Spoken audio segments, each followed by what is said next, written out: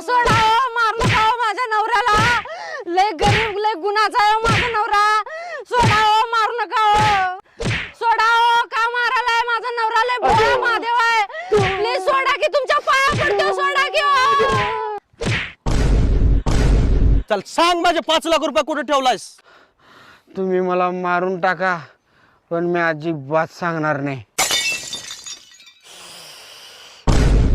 आता तुला नाही मारणार, तुझं जास्त प्रेम जिजावर आहे का नाही तिला मारणार.